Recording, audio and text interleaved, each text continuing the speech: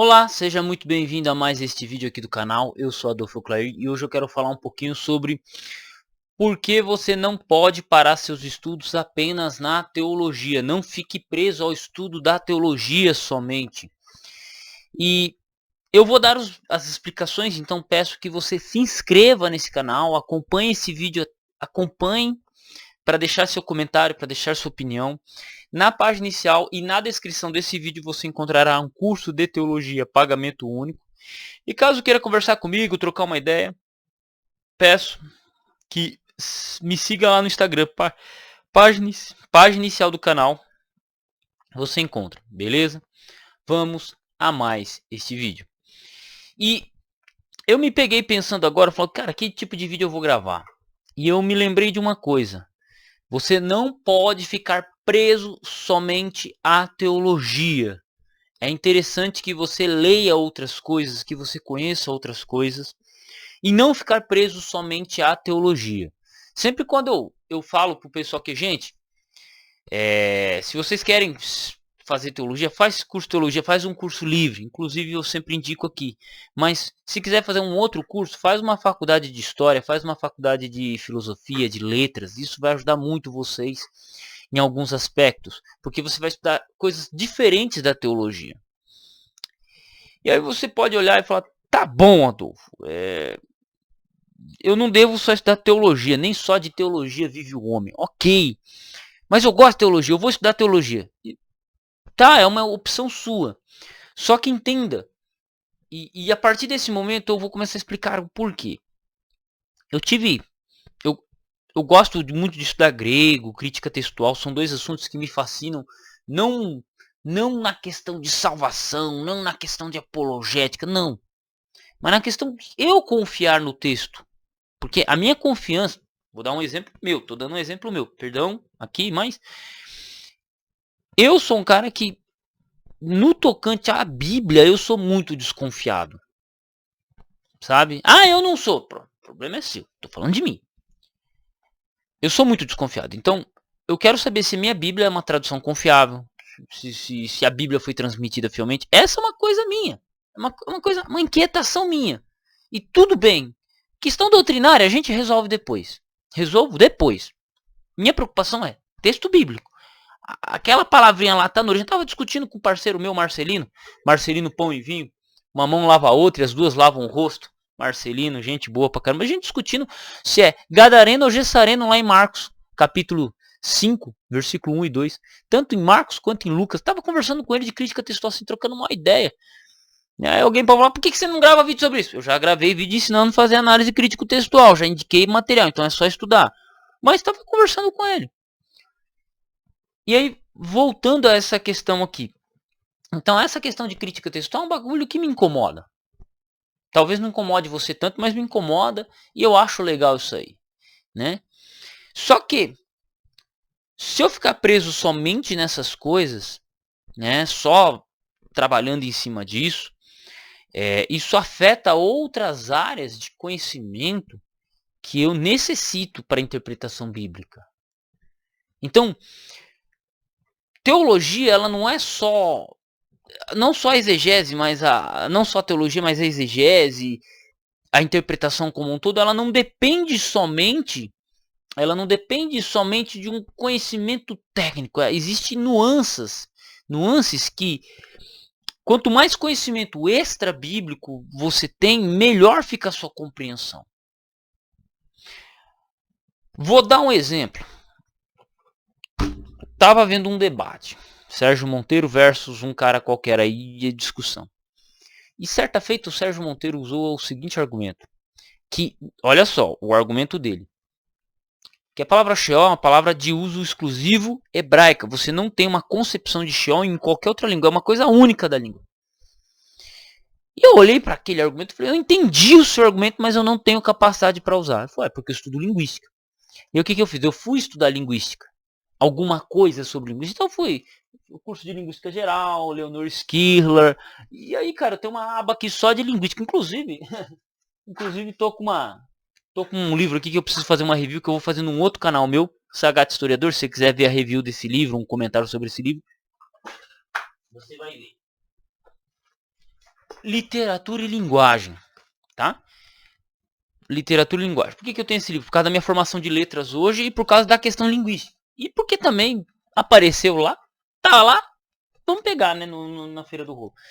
Vocês me ajudam muito com doação via Pix, então na descrição do vídeo aqui, quem puder fazer uma doação via Pix, eu adquiro obras assim e tal, e posso comentar.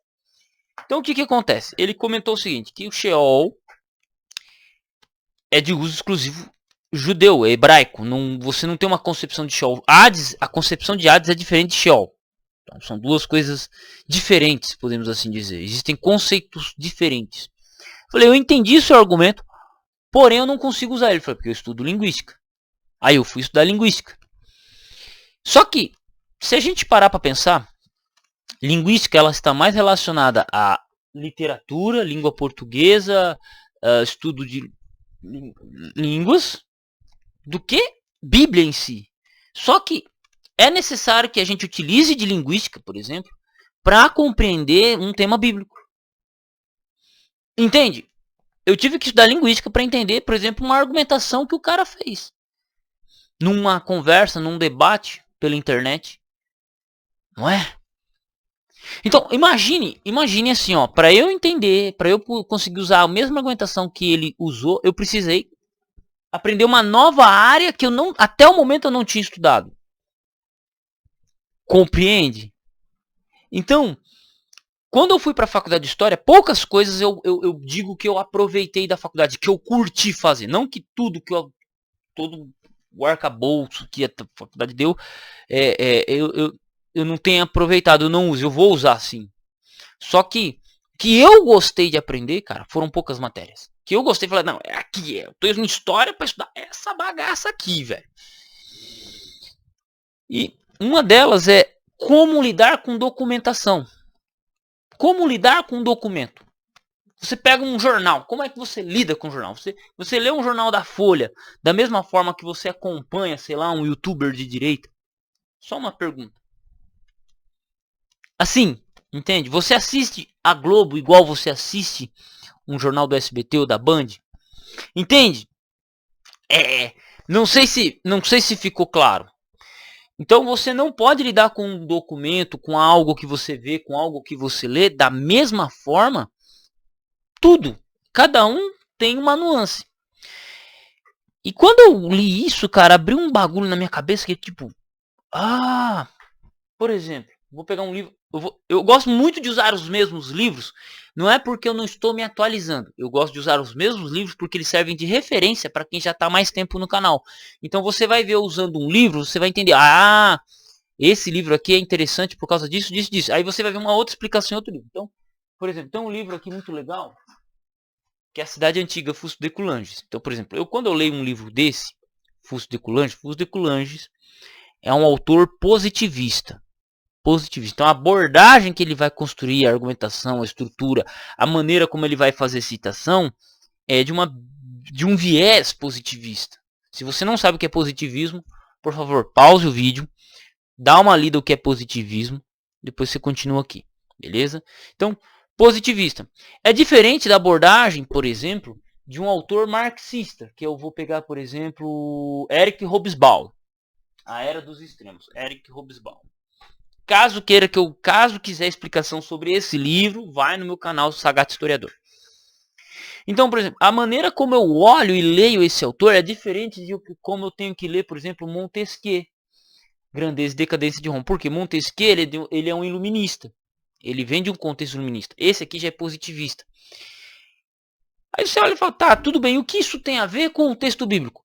Veja que o que eu estou enfocando nesse exato momento é a diferença entre lidar com o documento. Eu estou lidando com um documento, com um autor, com um escritor. Eu estou lidando com outro escritor. Então, a pergunta é, o texto bíblico, ele foi escrito no mesmo período? Ele foi escrito na mesma língua? Ele foi escrito, né? Olha só a pergunta que eu estou fazendo. Isso aqui vocês aprendem em exegese. Porém, eu consegui discernir melhor estudando história. Faculdade de História. Entende? Então, Quando eu comecei a abordar dessa forma, eu comecei a olhar o texto de maneira completamente diferente. Então hoje, quando eu vou ler o Evangelho de Marcos, vou ler o Evangelho de Lucas, o Apocalipse, eu olho com uma leitura completamente diferente do que eu tinha quando eu iniciei a faculdade de História ou quando eu iniciei minha carreira da fé. Né? Porque ao longo da caminhada a gente vai juntando algumas faculdades e fazendo corre. Compreende? Então existem certos conhecimentos que, se você ficar preso à teologia, você não vai aprender. E esses conhecimentos, eles vão ser muito úteis na sua compreensão teológica. Só que você não vai aprender num curso teológico, em geral. Você vai ter que se desenvolver ao longo do tempo. E por que eu falei disso tudo? Por exemplo, eu estava falando de linguística. E aí eu me deparei com um livro que eu vi meus irmãos lendo quando era criança. Meus irmãos leram Senhor dos Anéis. Esse aqui é o primeiro livro, apareceu lá na Feira do Rolo, do meu amigo Calabres. Calabres, gente boa pra caramba. Meu guarda-sebo, né? Ele é um cara que mexe com sebo e, cara, assim, ele sempre tá com alguma coisa legal. Eu tô com esse livro do Senhor dos Anéis aqui, do Tolkien, A Sociedade do Anel. E aí esse aqui vai entrar na questão de linguística e literatura. Do que me ajudaria a ler um livro desse, me ajudaria na interpretação bíblica? Primeiro porque o cara que é um cristão. Primeiro ponto é isso. Então só que entenda que o cara, ele constrói um mundo. Ele é um especialista o Tolkien, ele era especialista em mundo medieval. Assim, imagine estudo mundo medieval. O cara era especialista nisso e o cara era linguista. Pra você ter noção, o cara era tão louco, tão foda, que pra escrever esse livro ele cria a língua dos elfos. O cara, por ser linguista, ele cria uma língua com uma escrita própria, com estruturas gramaticais. Estudar gramática já é difícil, o cara inventa uma gramática. Aprender caractere grego, hebraico é difícil, o cara inventa um sistema de caracteres com regras próprias. Uma língua que os elfos falavam, para escrever um livro sobre elfo. Qual que é o nível de inteligência que esse cara tem? E agora, preste atenção, uma das coisas mais importantes sobre o livro do Senhor dos Anéis. A preocupação com detalhes que esse autor tem. Então você pode olhar e pensar assim, tá, mas você não está falando sobre Bíblia? Então, estou falando sobre Bíblia, estou falando sobre teologia. Só que se você tiver a capacidade e o treino para compreender, por exemplo, o Senhor dos Anéis e começar a entender a abordagem que é usada aqui, se você aplicar o treino, o olhar clínico para o texto bíblico, você começa a encontrar coisas fascinantes. E não é viagem na maionese. Veja, não é? Mas detalhes. Por exemplo, eu sou um cara que não sou tão detalhista com o texto bíblico. Então existem coisas que eu deixo passar. Às vezes eu estou lendo a lição da escola bíblica, tem uma expressão em grego lá que eu deixo passar. Parceiros meus em grupos a falar, Adolfo, dá uma olhada nisso aqui, capitão, dá uma olhada nisso aqui. Olha essa expressão, eu acho que está equivocado, eu acho que está que não sei o quê, por que o autor colocou assim? Aí eu tenho que parar e olhar para aquilo ali. Temas bíblicos que vocês me perguntam às vezes, eu nunca me incomodou, sabe assim, não me incomoda. Só que vocês chamam a atenção e então eu não sou um cara detalhista. Só que, por exemplo, a partir do momento que eu começo a ter um olhar mais clínico, mais detalhista para compreender algumas coisas, isso me ajuda na interpretação bíblica. A título, Senhor dos Anéis. A grosso modo, é uma obra que você vai olhar assim e falar, não, é só um livro de fantasia e tal. Mas quando você consegue entender o contexto em que esse homem escreve isso aqui, que primeiro ele escreve um livro chamado Hobbit, e depois ele começa a escrever O Senhor dos Anéis, e acontece a Segunda Guerra Mundial, pô. O cara escreve O Senhor dos Anéis em meio à Segunda Guerra Mundial. E aí você fala, tem um peso histórico nisso aqui. Existe uma abordagem. Então, quando você começa a olhar para um outro ângulo, você começa a ver mais nuances que passa por dentro das páginas. E isso vai sendo construído. E uma coisa que eu aprendi foi ouvindo o Olavo de Carvalho. O Olavo de Carvalho falou assim, ó, você tem que aprender algumas outras coisas, né, ler outras coisas, para refinar aquilo que você está fazendo. E de onde que o Olavo de Carvalho tirou isso? de um livro chamado Vida Intelectual Sertilanges. Isso aqui é um padre. Um padre. Isso aqui é um livro francês, de um padre francês, Padre Sertilanges. Um cara, um conhecimento absurdo, né? E ele escreve um livro sobre como estudar melhor a vida intelectual. E é interessante que ele coloca isso, né? Então, Olavo repetiu o que esse cara fez, e não é à toa que, por causa do Olavo, esse livro foi traduzido. E isso me leva a crer e compreender que, se eu ficar preso só no grego ou na crítica textual, e eu digo assim, não que eu... Como que eu posso usar melhor? Se eu ficar preso nos meus estudos só estudando grego, gramática, vai faltar o olhar clínico. Na construção civil acontece a mesma coisa. Às vezes eu chego para fazer um trabalho, eu falo, vou fazer dessa forma e começo a fazer e dá certo. Por quê? Tem um olhar clínico. Desde os 17 anos de idade na construção civil, consigo ver. Estudando história, aprendendo coisas, tem abordagens, metodologias que eu chego numa conclusão por causa do treino que eu tive. Na teologia a mesma coisa. Tá, então você está dizendo que eu devo estudar mais coisas, muitas coisas, para compreender o texto bíblico? Sim. Em vídeos anteriores eu já falei o seguinte: se você quer ficar bom em alguma coisa, você tem que focar. Foca em grego, não foca em grego e hebraico, não foque em latim, grego, hebraico, inglês, francês, alemão, não foca em tudo isso. Foca uma coisa de cada vez, ok? Mas em momentos que você estiver enfastiado, ou que você está vendo que com muita maturidade você fala, não está tendo o resultado do meu estudo, você dá uma pausa, vai para outro estudo, um estudo. Leu 10 livros de crítica textual, vai ler um livro de outra coisa. Voltou? Volta para a crítica textual. Ah, eu li 3 livros sobre exegese. Vai ler outra coisa, não vai ficar preso em exegese. Fala que ler esses livros de exegese é chato pra cacete. Útil, extremamente útil, mas é chato. Entende? Você tem que aprender outras coisas, outras abordagens, para isso melhorar seu estudo bíblico. Então, por exemplo, hoje eu já estou...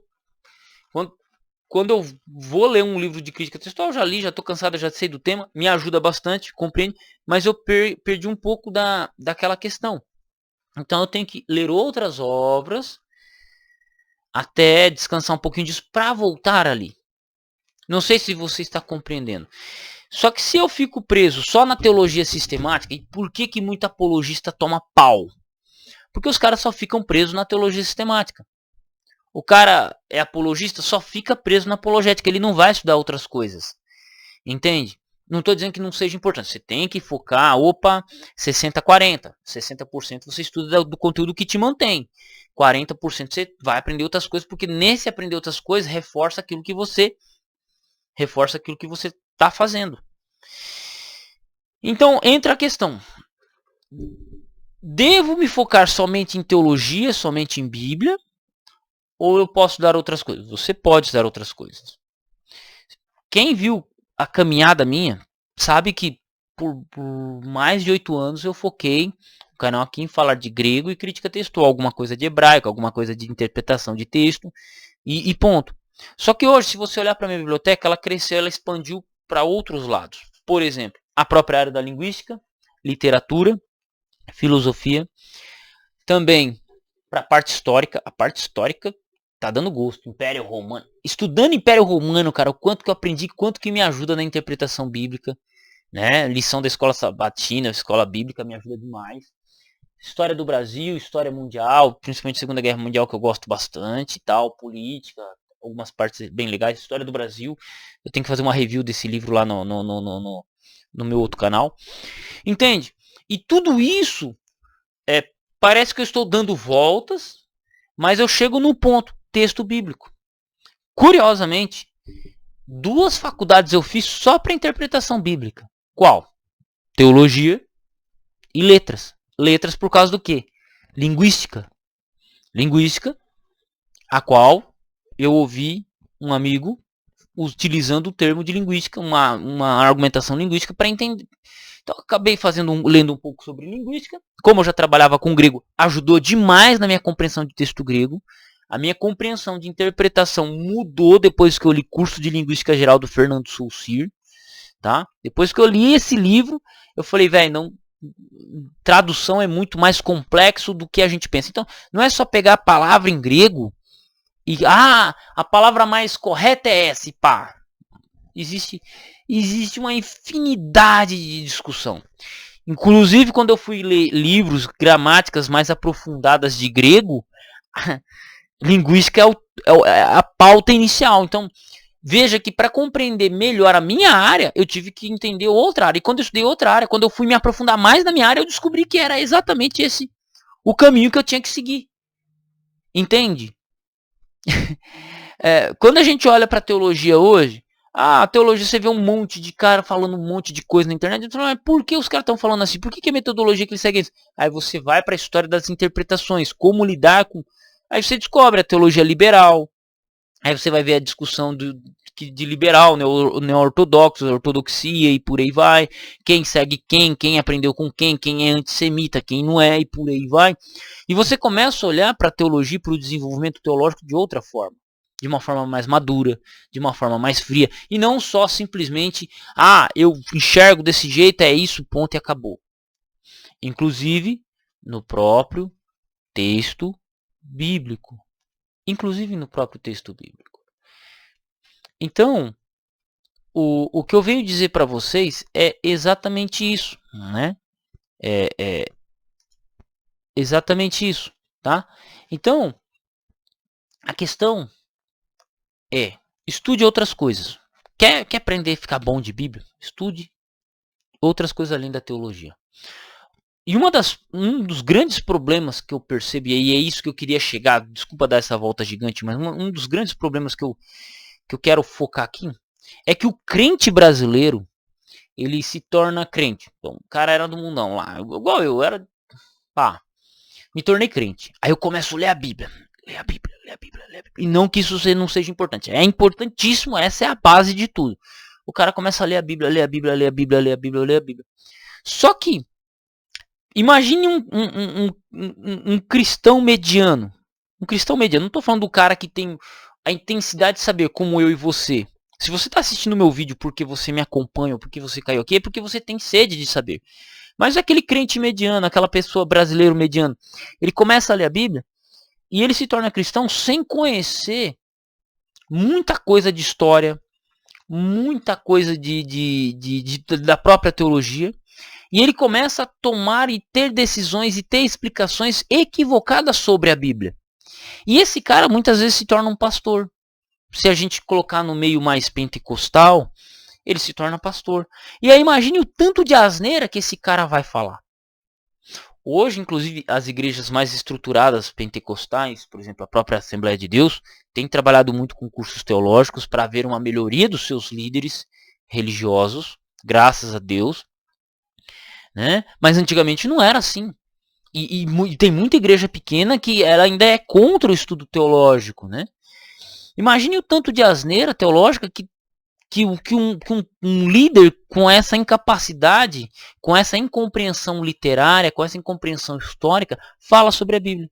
Aí gera a incompreensão de usos e costumes, gera crenças, doutrinas completamente equivocadas, falas absurdas, né? E querendo ou não, para certos grupos religiosos isso é muito interessante. Para certos grupos religiosos, isso é a coisa mais interessante possível. Mais interessante. Digo seitas neopentecostais, né, que o foco é o dinheiro e não o conhecimento sólido da Bíblia. Digo para alguns grupos que passam a desconfiar de... Existem grupos que fazem você desconfiar de tudo que foi produzido e confiar somente no que o corpo diz, né? Aquele corpo governante diz. Existem grupos que não dá. Existem certos religiosos que você não consegue discutir uma linha, por exemplo, sei lá, disso aqui. Porque para ele isso aqui é coisa do demônio. Para ele só é coisa inspirada se vem de lá, da central. Entendeu? E isso para o cristão é perigoso. Para o indivíduo intelectualmente falando é perigoso. Porque em vez de aumentar, diminui. E quando eu digo aumentar a capacidade intelectual, eu estou na igreja exatamente por causa disso. Eu, com meus 19 anos, só para finalizar, eu já contei meu testemunho algumas vezes aqui, mas para você entender melhor, eu entrei na igreja para aprender de Bíblia. Para aprender de Bíblia. E ao estudar a Bíblia, nessa tentativa de aprender Bíblia, eu falei, cara, eu preciso saber se a Bíblia é confiável. Isso lá em 2012. Né? E aí eu comecei a estudar grego. Aí, por causa do autor Pedro Apolinário, comecei a estudar grego e crítica textual. Que ele tinha livro de grego e livro de crítica textual. E por causa do estudo grego, eu tive que aprender inglês. Olha a loucura, parceiro. Tive que estudar inglês. Estudar inglês. Não estudar inglês, gramática, pra falar, ok, mano, is brother. You come. Não, how are you? Não tô falando disso. Tô falando de estudar inglês instrumental. Pegar um livro em inglês e você ler. O meu primeiro léxico tá aqui de inglês, que é o Henry Taylor. E eu percebi a diferença de qualidade entre um léxico que se tinha em 2013 em inglês e um léxico que se tinha em português. O peso, a diferença é tremenda. É tremenda. A pesquisa é tremenda. É absurdo. É absurdo. É outro mundo. Então veja que para eu, no meu estudo, para minha compreensão, eu tive que estudar. Comecei a estudar grego, crítica textual. Para compreender mais crítica textual, tive que estudar mais de história, por causa da questão manuscritológica. Então, ó lá, história sendo puxada aí. Aí, acabei tendo que estudar um pouco de inglês. Aí, como a minha esposa fala francês, então eu posso pesquisar alguma coisa em francês. E se eu tiver dúvida, se eu não tiver certeza do que eu estou falando, eu peço ajuda para ela e ela me ajuda. Então, já coloquei um francês de jogo. Depois de grego, francês, espanhol é português. Já meti um espanhol no meio aqui da pesquisa. E aí foi expandindo meus conhecimentos. A necessidade de conhecimento, entendeu? Foi expandido. Que hoje eu falo, cara, se não fosse a teologia, meu amigo. E engraçado que conhecimento teológico me ajuda muito. Já estava lendo um livro sobre o Império Romano, eu vi o quão o historiador erra sobre o cristianismo. A maneira como o cara explica, né? Porque muitas vezes o historiador ele dá um viés mais, sei lá, católico, não sei, né? E aí eu vejo e falo, caraca, maré! Então tudo conflui para uma boa compreensão. E aí eu volto. Você pode depender só da teologia? Não. Ah, mas eu sou pastor. Agora você está dizendo que eu tenho que estudar. Já estudar teologia já é difícil. Imagina eu ter que estudar história. Não estou dizendo que você deve fazer. Estou falando que quanto mais... E é aqui que eu quero concluir meu vídeo. Quanto mais você tiver conhecimento de outras áreas, melhor vai te ajudar na compreensão do texto bíblico. Ponto. Você é pastor, você tem seus compromissos, você tem sua correria. Amém. Vai fazer. Mas entenda que quanto mais conhecimento você tiver de outras áreas que não sejam teologia, sei lá, história, filosofia, linguística, o conhecimento de um segundo idioma, o conhecimento das línguas originais, o conhecimento do segundo idioma te abre as portas para compreender teologicamente um monte de coisa. Né? E aí o que acontece? Olha que legal. Você consegue ampliar o seu conhecimento. Né? Ouvi um sermão. Esse pastor ele fez a primeira faculdade de História. Primeiro ele fez a faculdade de História e depois ele foi fazer Teologia. E, velho, você percebe a diferença da exposição dele para outro pastor que não tem formação em História. É perceptível. O cara fazendo uma explicação sobre a parábola do filho pródigo. Irmão, é coisa linda de se ver, cara. É lindo de se ouvir. Assim, e todo sermão do cara é desse jeito. É uma coisa, uma pérola que ele tira do texto bíblico que um pastor somente formado em teologia não consegue. Um pastor preocupado com missões não consegue tirar do texto bíblico. Simplesmente assim. Sem choro nem vela. Você concorda comigo? Quero saber sua opinião, amigo. Quero só saber. Comenta aqui. Se gostou, se inscreve no canal. Tamo junto. Gosta da minha abordagem mais louca? Acompanha. Gosta da minha abordagem mais precisa? Tamo junto. Peço perdão por falar demais aqui, mas foi isso que eu queria dizer. Disse tudo e um pouco mais. Um abraço, Deus abençoe e até o próximo vídeo.